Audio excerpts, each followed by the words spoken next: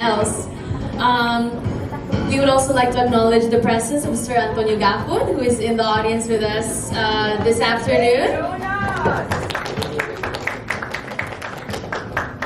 And without further ado, let's get down to it. Let's be a bit more polite and maybe assist Mr. Johannes with the microphone as we're ready to go.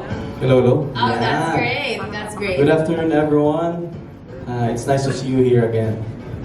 Yeah. How are you feeling? Kumusta ka na after your journey? I feel the same. Parang, alam mo yung feeling na may next level ka lang na naabot sa buhay mo. Pero, you're still you. Pero, nakuha mo lang yung experience and lessons along the way. Along the journey. What was it like to really represent the Philippines on an international stage? Nasabi ko nga kanina, mas love ko na yung adobo. Bakit naman? Siyempre, alam mo naman, iba yung food doon. And mas naging deep ako sa kung saan yung roots ko, which is the Philippines. Oh, so, mas love ko na yung Philippines. Oh, nga, that's great to hear. Kaya nga sabi nila, I think there's this popular essay, this English essay written by a Filipino author, na kahit saan banda pupunta yung Pinoy, hahanapin pa din niya yung patis. Kaya, ayun. So, considering that your Mister Supranational 2023 journey has ended, what are your plans now? And may ibang journey ka ba na gustong simulan? Walang ibang pumasok sa isip ko after the competition or the experience, which is yung music. Kasi kung nakita niyo yung talent competition ko, so I'm not really part of that segment, pero nasingit, and when I get to share my experience, yung song ko, parang yung feeling na okay na ako. Kahit anong maging result ng bagay na to, okay na ako kasi dahil nakapag-share na ako ng music, which is yun yung target. So music, that's the answer.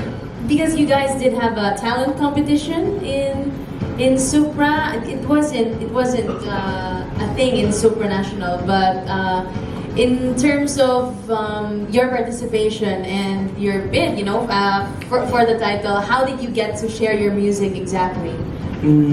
I get to sing my own song, own composition song. So the title is Peace of Mind, and yun, kahit pa paano interactive naman.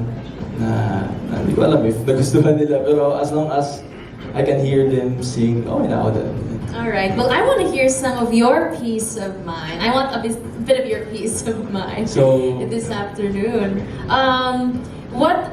Take us back. Let's relive your glory moments, you know. I mean, you did an exceptionally great job representing the Philippines. I think this gentleman deserves another round of applause for that. I don't think we can applaud our national representatives enough in this endeavor. But take us back to your favorite parts. Like, let's say, give us a run through among the top 3 favorite parts of the competition. First of all, yung travel. Kasi, yun nga, may mga waiting time. Pero, mas na-enjoy ko yung feeling na yun when I get to think and think and think. And yun, first one. And then the second one is, yun, the brotherhood na-build namin, and yun, I'm just a person kasi na mahilig makipag-connect to anyone, and I'm happy na naging okay lang yung energies namin, and at the same time, okay kami after the competition. Yun lang. We're just happy. And then for the third one naman is, ano ba yan? Kailan ba? Yung finals. Kasi yun na yung, the truth, yun na yung inabangan namin lahat. And after nung announcement, parang something na feeling pumasok sa akin na, okay, iba na naman ang focus mo. So, tapos na ako dito and focus on the music. Something like that, realizations. Oh, and speaking of music, you know, as a musician, may ibang contestants ba that were musicians? Or somehow, you guys nasabi mo na, ay, universal language pala talaga yung music kasi nakaka-connect tayong lahat because of it? Nun siguro nag-Zakopane kami. So, isang part sa Malapolska. Habang may isang, sino ba ito? Si Peru. Tsaka si Nepal. Nakihiram sila ng gitara ko for the talent competition. And then, Yung before doon, nag-jamming kami. Sila nauna. So ako nahihiya ako kasi syempre, shy type ako eh. So yun, ako yung pinakanta next. And at the same time, parang ang sarap lang sa feeling na yung isang kanta, kaya mo silang pasabayin and at the same time, after that music, iba na yung understanding nyo sa isa't isa. Kasi you get to hear him sing and you get to see someone na nakikinig din sa music na binibigay mo. So yun. That's a great experience. In particular, sino kaya yung mga makonsider mo as one of your best mates, your best friends during the competition? Who did you connect to the most? Si Cameroon. Siya kasi, actually before pa lang ng competition, nakita ko na yung introduction video niya and sobrang natatawa ako and sinabi siya, hey bro, you're a fun guy. And then nag-reply siya and then nung nag-meet na kami, hindi mo na ma-feel yan eh, na parang nagva-vibe na lang kayo. Yung humor na binibigay sa isa, okay naman. So, as long as we're respecting anyone. And so far sila lahat okay naman. Si Cameroon lang talaga yung mostly kong nakakabiruan. Oh, were you guys roommates as well, or? Actually, no. Si Canada yung roommate ko. Or, si Luis, sobrang sobrang okay. Parang pag may questions ako, Luis, yeah, madami siyang experiences. So, thank you, Luis. Thank you. Thank you, Luis. But in terms of your heritage, you were representing the Philippines, but at the same time, you're also half European. So how was it like? What was it like competing in Europe? Did that somehow help you in some way, or did you come back home now, learning much more lessons from Europe? In what way ba? In the aspect of either you representing the country or as a person, either way is fine. Did you think that did you get to teach them a lot of lessons per se, or have you learned lessons from Europe and you want to bring them back home somehow? It's about yung professionalism. And then pag may time na sinabi, you need to stick with your commitments. Kasi pag nasabi mo yung isang bagay na yun, hindi matatanggal sa isang tao yun. So, yun, stick with your commitments. And for me naman, yung nabibigay ko sa kanila na lessons is, through the hard times, there's always a good side. So, ganun lang ako all the time. As long as I can. I'm not trying to be like toxic positivity, but in a way, nakocope up ko yung feelings and thoughts na tumatakbo sa isip ko while giving love to anyone. Oh, that's really well said. I think that's something that you definitely taught the international delegates. It's very becoming of a Filipino man to be very resilient and see the brighter side of things. As what Tito Jerry always tells us, with every plus, there's always a minus. With every minus, there's always a plus. Oh, so, thank you for saying that. But in terms of plus and minuses, there's some signages that I think would be of interest to you still. Considering that you're a musician and you deal with notes a lot. So in terms of your career as a musician, do you have any specific plans on what you want to do as a musician? I'm gonna release my own songs soon. So magiging mix siya, merong Tagalog song, merong Bisaya song, meron din siyang English song para at least lahat na may actually isa din kasi nangyari dun sa Poland after ng performance ko. Ang daming lumalapit sa akin, hey, what's the title of that song? I like your song. So in a way, nakakuha ko ng listeners outside the Philippines. So I need to release a song na at least maiintindihan nila. While nag-release din ako ng song from Bisaya and Tagalog, so at least lahat. Alright, may international audience na si Mr. Johannes Rissler. Well, congratulations on that endeavor, and I'm sure that in every field that you'll pursue in, I think you will succeed because you can really truly see the passion that Johannes has for whatever craft that he does intend to pursue. Do you want to tell us more about it? Is it an album that you want to release sometime soon? And if album siya, kung kailan ba kaya marinig namin mga? Wala pang specific date, pero magre-release muna ako ng isang song para at least preview, and then ayun, makikita nyo na lang sa social media. We'll see. So it's gonna be a bit of a surprise. Yes, yes. And you're gonna give us a teaser or a build-up leading up to that big surprise. All right. Well, noted on that. Do you have anything that you would like to say in particular? Maybe a word of gratitude for your fans or your family, now that your journey has come to an end, and another one will surely begin soon. First of all, thank you Mama dahil nanood ka doon sa Germany, so sobrang laking help nandun ka. And then syempre, sa buong Empire and Mercator, kay Mama Jonas, thank you so much. Bakbakan naman natin si Mama Jonas. Thank you so much. And ayun, sa lahat ng mga nanonood at naniniwala sa akin, maraming salamat dahil kung di dahil sa paniniwala niyo, kita tayo sa help niyo. And everyone na naging part ng journey ko, alam niyo na kung sino kayo. Thank you so much. And Mister Supranational experience is the best. Thank you, Mister Super. Thank you. And balita ko raw, you will be handing the reins as a Mister Supranational Philippines sometime soon. So, do you want to talk about that and perhaps maybe give a bit of word of advice in terms of how would I know, if I was a gentleman, how would I know that I should be the next Mister Supranational Philippines? Wow, magandang question din kung gusto niyo maging supra, just be you, pero at the same time, tinatrabaho mo yung, sa daily life mo, meron kang 1% na binibigay para sa goal mo. You don't need to go fast, basta kailangan mo lang preparation, and at the same time, you have the confidence and the smile and the eyes, and the heart. That's duly noted.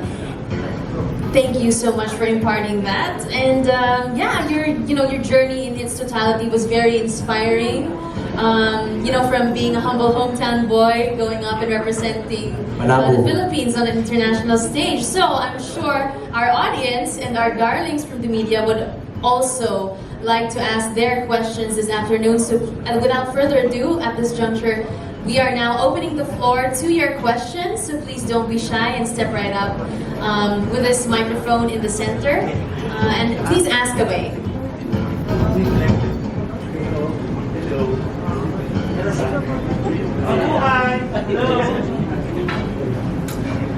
Hello. Check. Ano na po? Hi. Wala pa rin? Okay. Hi, Johannes. Thank you for the honor you gave our country and sustaining the placement streak of the Philippines in the Mister Supranational pageant. I'd like to know, based on your experience doon sa Poland, how would you like to help train your successor as Mister Supranational Philippines? Trying to know his... siguro trying to know his purpose in life. Kasi nakita ko doon...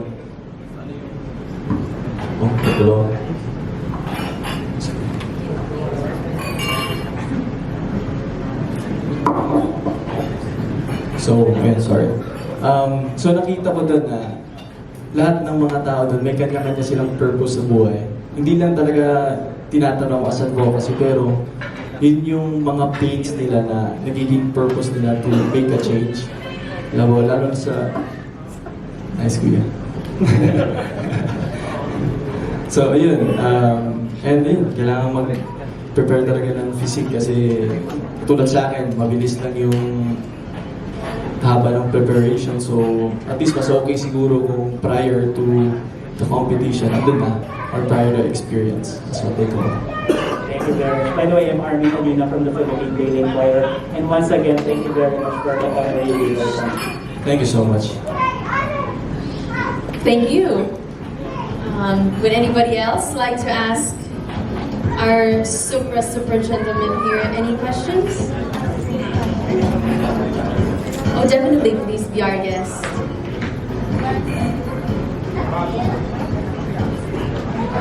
Johannes, I'm really, I love your outlook. You're glowing. It looks like your life has been really like enriched, diba? Thank you, Yeah, Mister. you have a really nice glow. Diba? So, Thank you, Dad. congratulations and thanks for making us proud. Same to you. I'll do it. Blue is the color today.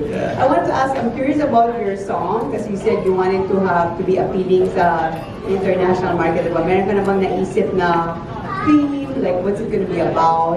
Have you actually started writing or thinking about what it's going to be about? Or hindi pa? Or wala pa?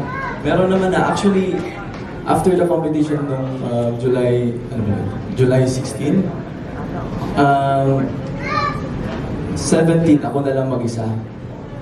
And wala na akong ibang naisip. So, nagsulat ako ng song din. Oh. Nakasulat ako ng, I think, 3 with melodies and rhythm, and then 2 with lyrics na siya. So, in a way, about life and Bisaya na side ko, and yung Tagalog naman is about Ayahay. The title is Ayahay. So, Ano? Ayahay. Ayahay. Yeah, it's a state of mind na Okay. sa lahat ng bagay, may mabuti talaga. Yeah. Nice, sounds good. I also wanted to ask about yung experience mo doon kasi parang maraming Pilipino were cheering, and then it was so nice that like sina Jonas and Shamsi and Matilda, they were all there, diba? Like how big of a difference was it na you had that kind of support when you were out there? Parang mas nagaganahan ka kasi syempre all the way from the Philippines nag-support sila, so mas nagiging aware ako to give my best at all times, and super helpful naman na doon sila, like with the guidance that they have sa akin. Yeah. And congratulations, you stayed fit. Nag-workout ka doon araw-araw? Yes, more on body weights nga lang kasi di ko nasabi to na may injury ako dito, so complete torn ACL. So during the competition, Complete torn ACL? yes, putol talaga. While you were there? Yes. Ah. Parang month before. Kaya yung, yeah. Wow, buti nakalakad ka pa. Yeah, that's the challenge. I love challenges. That's amazing. Yeah. How is it now? Better, stronger, hot compress, just walking. You're not gonna do surgery? I'm gonna do surgery pero I'm waiting lang for the right time. Pero ngayon, strengthening lang while hindi pa siya nakoperahan. Great. Thank you. Hope you get better. Thank you, Mister. Did you take a tumble before going to Poland? Like, what's the story behind the name? I played for Showtime against Star Magic, so Team Showtime ako, Miss Dayan, and doon ako na-injury last 1 minute. Pero panalo. Basketball.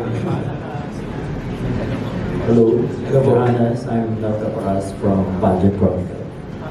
First of all, congratulations on your top 20 finish at Mister Supranational. My question is, what are your current plans when it comes to your career? And what are you currently planning on pursuing? Kung ano yung nasabi ko kanina, gusto ko talaga music. Pero meron din isang hindi nawawala sa isip ko is yung to help. Gusto kong mawala lahat ng stray cats and dogs sa Manila. Parang to put them somewhere na safe at hindi nasasagasahan. Parang nagiging gusto ko siyang gawin. Kasi nasasaktan ako pag may nakikita akong, alam mo yun, stray dogs and cats na babangga lang and everything. So, I wanna make a change. Yeah. Okay. Thank you, Johannes. Thank you.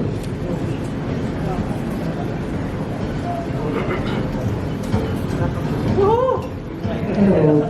First, congratulations. Thank you. Johannes. I just wanted to know, what were you thinking while competing? Did you expect na makapasok ka sa top 20? Feel ko, oo naman, syempre. In-expect ko talaga kasi yun yung best ko sa lahat ng ginagawa ko. Pero,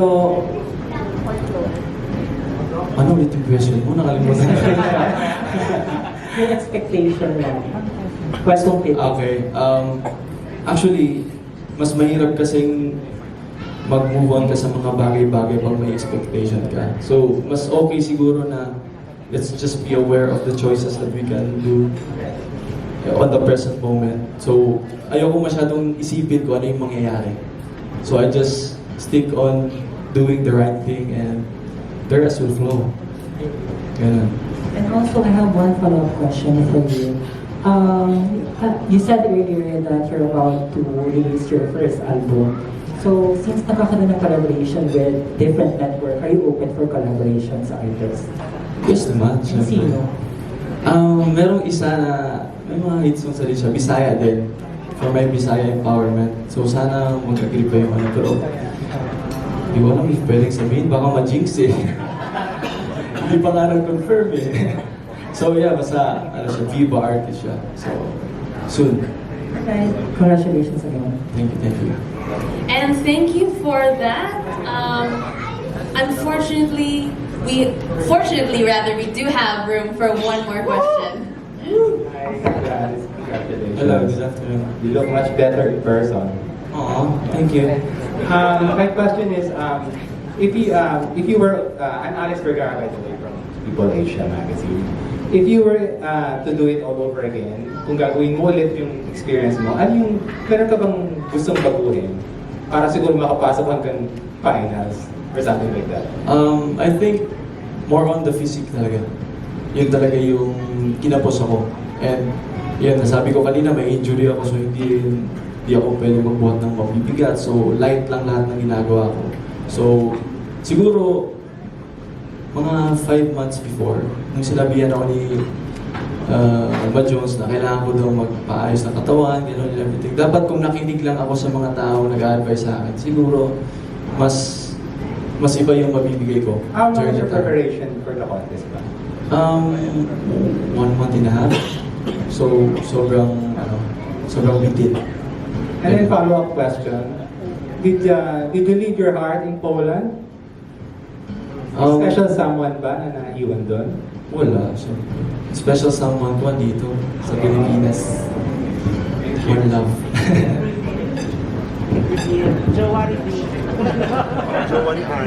Well, I'm sure that special someone is glad that you didn't leave anybody else over there in Poland. Anyways, to cut the Q&A short, we do have a lot more surprises up this afternoon. So thank you so much for all your questions. And thank you so much, Johannes, for entertaining us and giving us pieces of your mind per se and your heart as well. Thank you so much for representing the Philippines extraordinarily well. And I'll invite you to take the center stage for the photo opportunity.